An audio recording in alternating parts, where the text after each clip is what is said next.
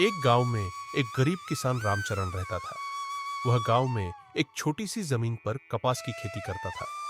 उसके घर में उसकी पत्नी सुनीता और उसके दो बेटे और एक बेटी थी। रामचरण की पत्नी अक्सर बीमार रहती थी, इसलिए घर की सारी जिम्मेदारी उसकी बेटी बसंती पर ही आ गई थी। एक दिन शंकर पिताजी और भैया को खेतों में रोटी दिया और लौटाते समय हकीम काका से दवाई भी ले आना। अम्मा की खांसी तो रुकने का नाम ही नहीं ले रही। हाँ ठीक है, जाता हूँ, तू रोटी बांध दे।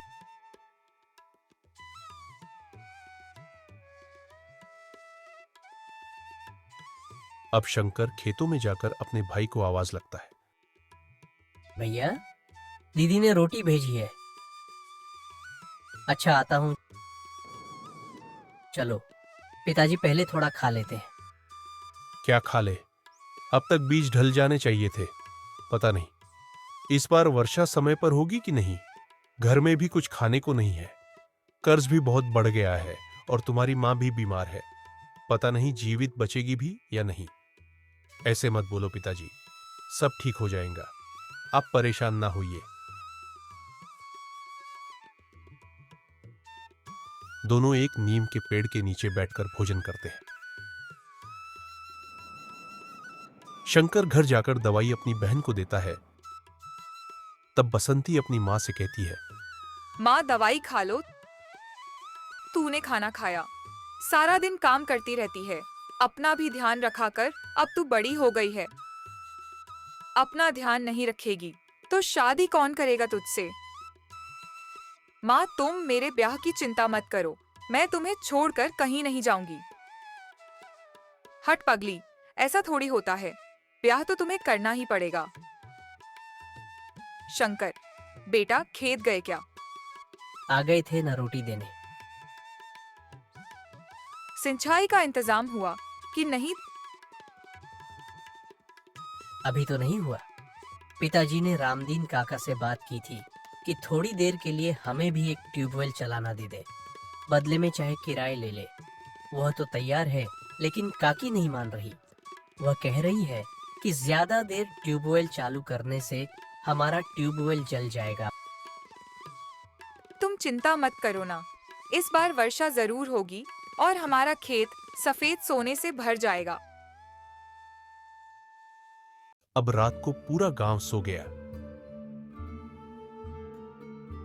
लेकिन रामचरण को नींद नहीं आ रही थी। वो खटिया पर लेटे हुए आसमान निहार रहा था कि कहीं कोई भूला भटका हुआ बादल का टुकड़ा ही दिख जाए।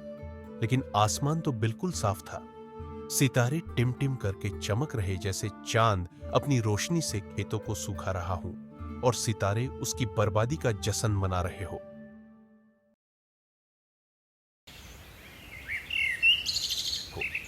अगली सुबह रामचरण के घर के दरवाजे के सामने एक बड़ी सी सफेद रंग की गाड़ी खड़ी हो जाती है। तभी रामचरण वहां जाता है और कहता है, मालिक, कैसे आना हुआ मुझे बुला लेते।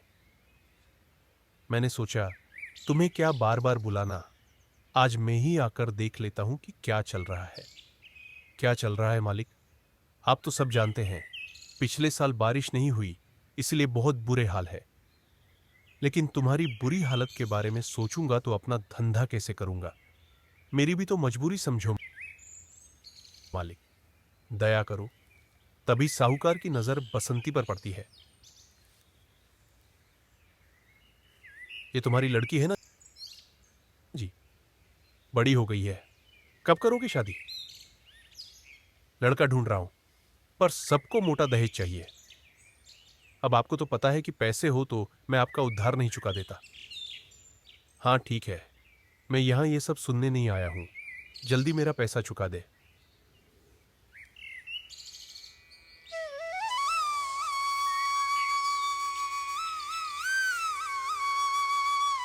साहूकार आया था क्या जी? हाँ, कहकर गया है कि जल्दी उधार चुका दे। अब इतना पैसा कहां से लाऊं? आप कहो तो मैं अपने भाई से बात करूं। तुम्हें जो ठीक लगे तुम वही करो। मैं खेतों में जा रहा हूं। बेटा हरी, जा अपने मामा से 1 लाख रुपए मांग ला। माँ, क्या मामा जी हमें पैसे देने के लिए मानेंगे? एक बार तो पूछना ही पड़ेगा ना। तभी बाहर कुछ शोरगुल की आवाज आती है। क्या हुआ है रे, ये आवाज कैसी? पता नहीं अम्मा, बाहर जाकर देखता हूं। हरी बाहर निकलकर पूछता है। क्या हुआ भाई, इतना शोरगुल क्यों है? आज सुबह ही बिहारी लाल ने पेड़ पर लटक कर आत्महत्या कर ली। क्यों चाचा?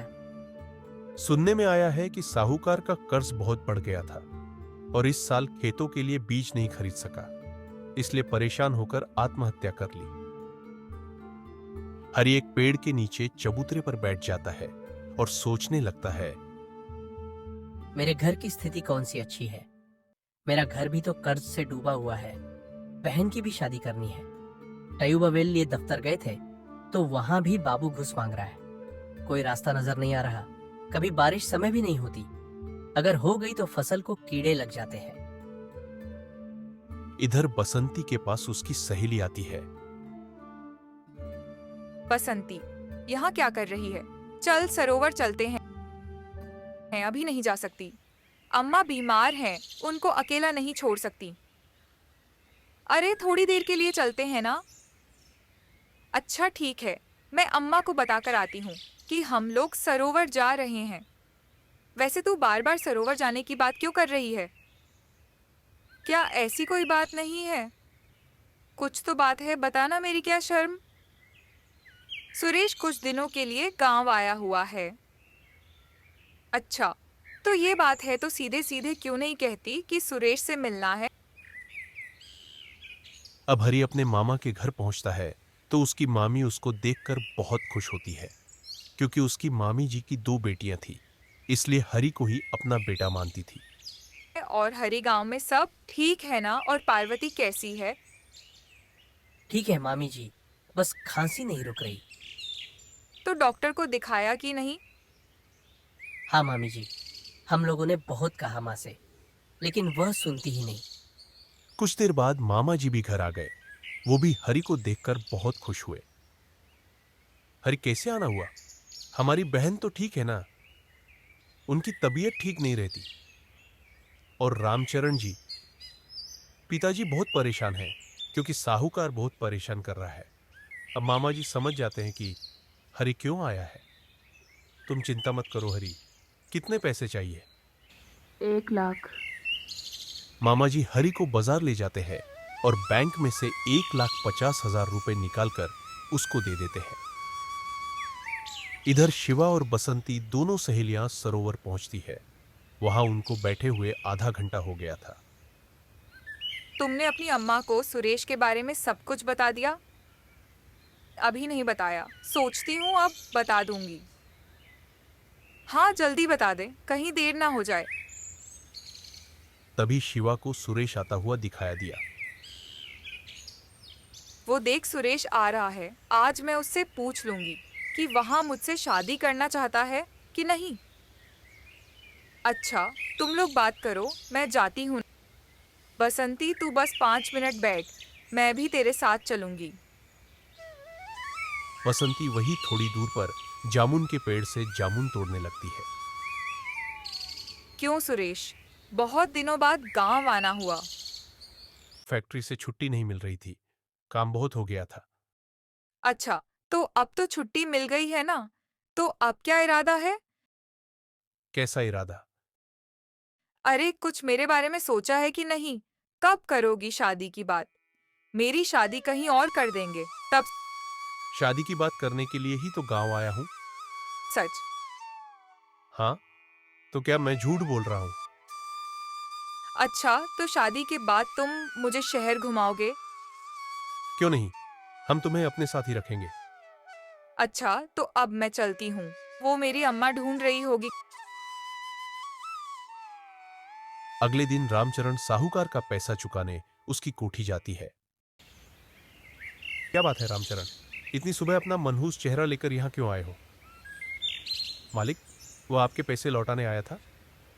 अच्छा, अचानक इतना पैसा कहां से आया? वह मालिक कहीं से उधार लिया है।